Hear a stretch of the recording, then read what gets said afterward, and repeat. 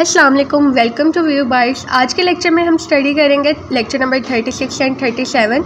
Students, इस lecture में हम देखेंगे लैंग्वेज रिव्यू सेंटेंस के पार्ट 1 एंड पार्ट 2 को। सबसे पहले लेक्चर की तरफ जाने से पहले मेरे चैनल को सब्सक्राइब कर दें अगर आप मेरे चैनल पे न्यू है तो। ओके जी, लेक्चर का मकसद क्या है, यानी कि इस लेक्चर में बयान क्या किया गया है, अपनी राइटिंग को क्लियर, कंसाइज और प्रोफेशनल बनाना। अक्सर हम सेंटेंस बनाते वक्त ऐसे एरर्स कर लेते हैं जो कंफ्यूज करते हैं या बोरिंग लगते हैं रीडर को, पढ़ने वाले को। इस लेक्चर में उन एरर्स को आइडेंटिफाई करेंगे और ठीक करेंगे। ठीक है, इस लेक्चर में उन्होंने हमें सिखाया ये है कि हम किस तरह से उन एरर्स को आइडेंटिफाई करेंगे और उनको ठीक करेंगे। सबसे पहले है जी स्टैक, मॉडिफाई एंड नाउन्स। जब हम ज़्यादा एडजेक्टिव या नाउन्स को इकट्ठा लिख देते हैं तो सेंटेंस मुश्किल हो जाता है। जैसे इधर एक रॉन्ग सेंटेंस लिखा हुआ है, high speed data cable system requirements, मतलब कि requirement for the high speed data capable system. ये जो है करेक्ट वे है इसको लिखने का, मतलब कि आपका कोई भी एडजेक्टिव या नाउन जब आप इकट्ठा करके लिख देते हो या मिक्सअप कर देते हो, हर चीज़ में वर्ड्स को स्टैक कर देते हो, क्लैरिटी का यूज़ नहीं करते, तो देन आपका ये एरर आता है जो है स्टैक, मॉडिफाइड्स एंड नाउन्स का। उसके बाद आता है जी वर्डीनेस, फजूल लफ्ज़ जो आप यूज़ करते हो। एक्स्ट्रा लफ्ज़ों के इस्तेमाल राइटिंग को बोरिंग और अनक्लियर बना देता है। जैसे इधर एक wrong way, due to the fact that he was late. इधर ड्यू टू द फैक्ट का कोई मकसद है ही नहीं है, कोई मीनिंग ही नहीं है, तो आप सीधा सीधा इसका करेक्ट वे आप ये लिख सकते हो, जो कि बहुत कम वर्ड्स में और ईजी वे में बयान किया गया, जो है because he was late. Simple और सीधा लिखो रीडर को, ताकि बहुत जल्दी समझ आ जाए। उसके बाद आपका है जी पैसिव वर्सेस एक्टिव वॉइस। ये पैसिव वॉइस और एक्टिव वॉइस का कम्बिनेशन है जो कि हम लोगों ने पढ़ा हुआ है। ENG 101 की ग्रामर में हम लोगों ने इसको अच्छे से रीड किया हुआ है। अवॉइड रिपीटिशन, एक ही बात दोबारा कहना राइटिंग को बहुत वीक कर देता है। जैसे आप कहते हैं ही रिटर्न बैक होम, रिटर्न का मतलब भी वापस, बैक का मतलब भी वापस। आपने एक ही वर्ड को आपने 2 दफ़ा बोल दिया हुआ है, तो इसका करेक्ट वे ये है कि ही रिटर्न होम। बैक एक्स्ट्रा है क्योंकि रिटर्न का मतलब भी वापस आना होता है और बैक का मतलब भी वापस आना ही होता है, तो ये एक्स्ट्रा वर्ड का यूज़ है। उसके बाद आपका आता है ओवरलोडेड सेंटेंस। आप सेंटेंस को बहुत बड़ा कर देते हो। जब एक ही सेंटेंस में बहुत ज़्यादा इन्फो होती है तो रीडर बहुत ज़्यादा कंफ्यूज हो जाता है।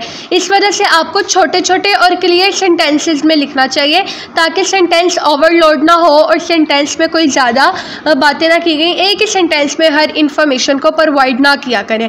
अगर आप एक ही सेंटेंस में सारी इन्फॉर्मेशन को इकट्ठा कर दें तो रीडर जो है वो बहुत ज़्यादा कंफ्यूज हो जाता है कि ये बात किस चीज़ के बारे में कर रहा है या किस चीज़ के बारे में हमें समझाना चाह रहा है।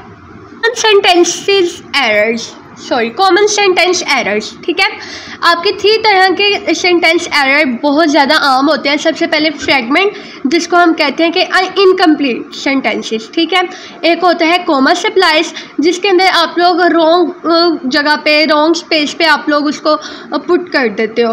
और थर्ड वन होता है फ्यूज सेंटेंसेस। ठीक है, ओके, फर्स्ट वन हमारा फ्रेगमेंट सेंटेंस है, इसको देखते हैं। सबसे पहले हमारा रॉन्ग वे होता है बिकॉज ही वाज लेट, क्योंकि वो लेट था। ठीक है, ऊपर तो हमने पढ़ा ये ठीक होता है, हम लोगों ने किस पार्ट में हम लोगों ने इसको पढ़ा है, हमने इसको पढ़ा है वर्डीनेस में। ठीक है, वर्डीनेस में हमने पढ़ा है कि भाई हाँ ये ठीक है बिकॉज ही वाज लेट, और अब मैं कह रही हूँ जी ये रॉन्ग है। ये रॉन्ग कैसे है, क्योंकि आपने बताया नहीं है वो किस वजह से लेट है। ठीक है, ही मिस्ड द मीटिंग, यानी कि ये हमने वजह क्यों बताई है। ठीक है, he missed the meeting because he was late. इसने मीटिंग को मिस कर दिया इस वजह से क्योंकि ये लेट था। ठीक है, क्यों इसने मीटिंग मिस की, क्योंकि ये लेट था। हमने रीज़न भी तो बतानी है ना, हमने प्रॉपर पूरी चीज़ बतानी है कि इसने क्या खोया है या किस वजह से ये लेट हुआ है। ठीक है, due to the fact because की बहुत बड़ी जगह ले लेता है और ये कोई ज़ायद वर्ड्स होते हैं, इस वजह से इनको यूज़ नहीं करना चाहिए। उसके बाद आपका आता है comma splices, I was tired I went to bed. ठीक है, ओके, इसका करेक्ट वे है I was tired so I went to bed. उसके बाद है fused sentence, he woke up he got ready, और इसका करेक्ट वे है जी he woke up and got ready. उसके बाद आपका आता है जी agreement errors, subject verb agreement. She go to school, मतलब कि आप लोग इसमें ग्रामर की मिस्टेक्स करते हो। एग्रीमेंट एरर्स में आ ही ये चीज़ है कि आप ग्रामर की मिस्टेक करते हो। आपको ग्रामर की मिस्टेक का बहुत अच्छे से ध्यान रखना चाहिए, आपको ये बहुत अच्छे से सॉल्व करना चाहिए। आपको अगर ग्रामर अच्छी आती होगी तो आपकी ये चीज़ें जो है, ये जो आपकी मिस्टेक्स जो आपको सारी बताई गई हैं, जो आपको लैंग्वेज रिव्यू की, ये बहुत अच्छे से आप सॉल्व कर सकते हो ईजीली। नेक्स्ट आता है जी लैंग्वेज रिव्यू सेंटेंस का पार्ट 2। इस लेक्चर में कंटिन्यूशन में और ग्रामर मिस्टेक और राइटिंग की क्लैरिटी पर काम करना है हमने, ठीक है। मतलब कि अब इसमें हम लोग देखते हैं कि हम लोगों ने किस तरह के ग्रामर मिस्टेक और राइटिंग की क्लैरिटी लेके आनी है। सबसे पहले जी पैरेललिज्म, तरतीब के मुताबिक लिखने का तरीका, ठीक है, सीक्वेंस में लिखने का तरीका। जब एक लिस्ट या सीरीज लिखते हो तो फॉर्म सेम होनी चाहिए। जैसे आपको लिखना चाहिए he likes reading, writing and swimming, ठीक है, ये आपका करेक्ट वे। आपको ये नहीं लिखना चाहिए एक आप लिख लो ही लाइक्स टू रीड, ठीक है, ये आपके जो है ग्रामर मिस्टेक आ जाती है। राइटिंग एंड टू स्विम, ये चीज़ रॉन्ग आती है, ठीक है। आपको सेम ग्रामर लिखनी चाहिए, सेम सीरीज़ में आपको सेम चीज़ यूज़ करनी चाहिए। उसके बाद आता है जी आपका चॉपिंग सेंटेंसेस। बहुत छोटे छोटे सेंटेंस रीडिंग फ्लो को तोड़ देते हैं, ठीक है। अगर आपका बहुत छोटा छोटा सेंटेंस हो ना, तो जब आप पढ़ रहे होते हैं तो आपकी रीडिंग का जो फ्लो होता है, आपका एक जो रीड करने का माइंडसेट होता है ना, वो आपका ब्रेक डाउन कर देते हैं। आप उसको रुक रुक के पढ़ रहे होते हैं, आपका फ्लो ख़राब हो जाता है। जैसे लिखा हुआ है Ali is a good student, he studies hard, he always get S sorry.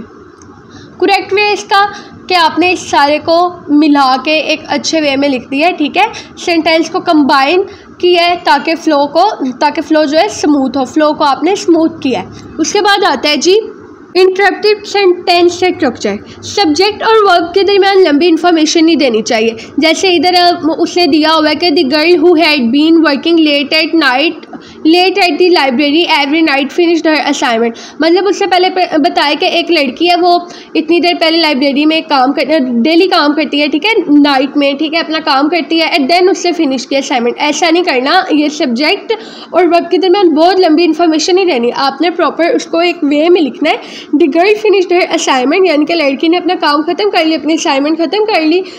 After working late at the library every night, क्या लाइब्रेरी में रोज़ रात को काम करने के बाद, ठीक है, ये चीज़ करेक्ट होती है। उसके बाद आता है जी dangling and misplaced modifier. Modifier को उस वर्ड के पास लिखना है जिसको मॉडिफाई करना है।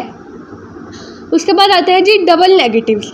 दो नेगेटिव वर्ड्स कंफ्यूज करते हैं और गलत मीनिंग भी देते हैं। I don't need no help, ये क्या चीज़ है? क्वेश्चन ही, या आपका कोई सुनने वाला भी कहेगा कि ये क्या बोल रहा है, I don't need no help. ऐसा कुछ नहीं होता, ये रॉन्ग वे होता है कहने का। करेक्ट वे है आपका आई डोंट नीड एनी हेल्प, भाई मुझे किसी किस्म की मदद नहीं चाहिए।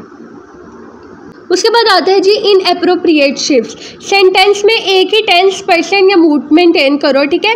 आप लिख देते हो, आपका इधर रॉन्ग वे आ जाता है कि one should study regularly if you want to succeed. अब बात किसी की कर रहे हो कि उसको रोज़ पढ़ना चाहिए, अगर आप चाहते हो कि वो कामयाब हो, मतलब आप कामयाब हो, ऐसा कुछ नहीं करना चाहिए। अगर आपको प्रॉपर उसी इंसान के बारे में लिखना चाहिए। जैसे one should study regularly if one wants to succeed, ठीक है, अगर वो इंसान कामयाबी चाहता है तो। उसके बाद आपका आता है जी प्रोनाउन एरर्स। प्रोनाउन क्लियर होना चाहिए वरना समझ नहीं आएगा कि आप क्या कह रहे हो।